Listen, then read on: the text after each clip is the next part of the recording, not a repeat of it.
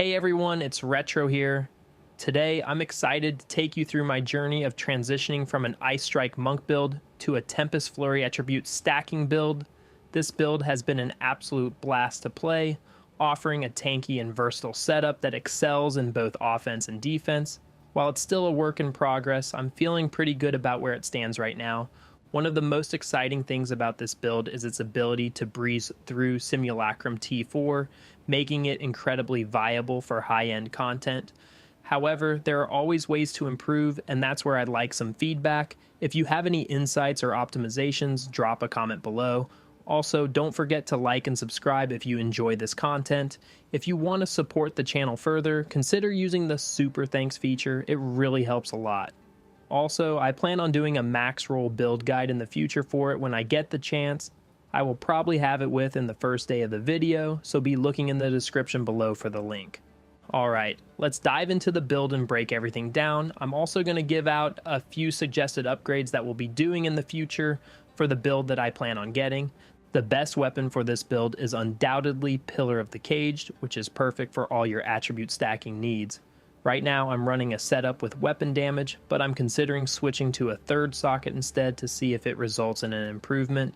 I'm using a full Energy Shield ES helmet. Since we are running Chaos Inoculation, life on gear is useless, so the main focus is stacking high ES, resistances, and rarity. My next upgrade goal is to obtain a helmet with around 400 Energy Shield to further boost my survivability. I recently bought my Amulet for 3 Divines, and it's been pretty solid. It provides a decent number of attributes and rarity, making it a great choice for this setup. We also distilled Spaghettification onto it for increased attributes.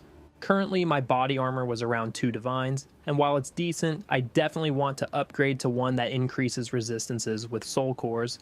I've seen these going for around 30 Divines, and that's probably for a bad roll. I'll need to double check the prices, but once I get that, I can start focusing more on flooding attributes and elemental damage onto my rings.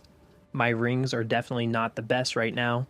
Since I still need to cap my resistances, I've had to sacrifice some key stats like rarity and flat damage rolls. My goal is to eventually replace them with high attribute plus elemental damage rings. One of the rings has rarity and other does not. I will be replacing them very quickly. I'm using Hands of Wisdom, which is pretty much the go-to option for this type of build, so I won't spend too much time discussing it. Currently, my boots are full Energy Shield with a good number of resistances. However, I might test out a hybrid evasion ES setup so I can get both dexterity and intelligence on them. This would definitely provide more damage down the road since we are stat stacking. The mana flask called Maelstrom has been a nice addition, and I think they've dropped in price to around 3 to 4 Divines, which is relatively cheap compared to before. Honestly, this flask helps so much in boss fights, it's an absolute game changer. If you have the currency, I'd recommend grabbing one no matter what. My skill tree is focused on a tankier setup, but I'm definitely missing a lot of crit nodes, which I plan to take later. One of the most expensive parts of this build is the jewels, particularly against the darkness. Getting one with 12 spirit per notable can cost around 21 Divines. If you're on a budget, you can opt for a lower roll, but that means you might not be able to equip all your spirit gems.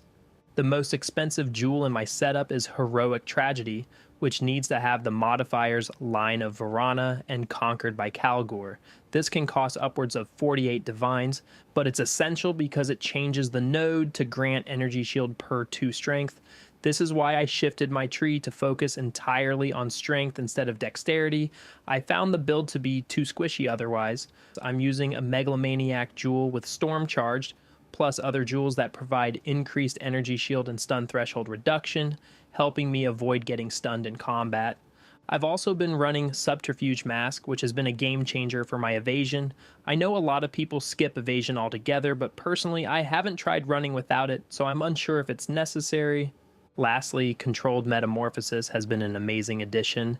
It allows us to hit powerful passives like Falcon Technique, making it a must-have. I've been testing out different skill gem combinations, and here's what I've landed on so far. My setup for Tempest Flurry is Martial Tempo, Inspiration, Primal Armament, Lightning Infusion, Bullseye, For Tempest Bell, we got Overabundance, Soul Thief, Heavy Swing, Execute, Close Combat. For our Charge Staff setup, we got Concentrated Effect, Lightning Exposure, Momentum, Overcharge, Coursing Current, 4 Herald of Ash. We got Fire Mastery, Swift Affliction, Fast Forward, 4 Herald of Thunder. We have Glaciation, Ice Bite, Long Shot, Lightning Mastery. Next is Herald of Ice. We take Magnified Effect, Innervate, Conduction. For Combat Frenzy, we take Profusion, Clarity. For Grim Feast, we take Precision. For Wind Dancer, we have Lockdown, Pin. So that wraps up my current build overview. I know a lot of you are probably running God tier builds by now, and I was late to the party since I was busy playing Ice Strike.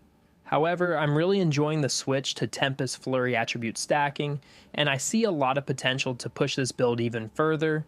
If you've struggled to clear Simulacrum with Ice Strike, this might be the build you want to try. Slamming your bell has made the biggest difference since your AoE is getting bigger with your attributes and how fast you can hit with Tempest Flurry. If you have not got your points, you're definitely missing out of some of the best endgame farming that you can do, but I'd love to hear your feedback. If you have any tips or recommendations, drop a comment below. Also, don't forget to like, subscribe, and hit that notification bell if you want more content like this. Thanks for watching, and I'll see you in the next one.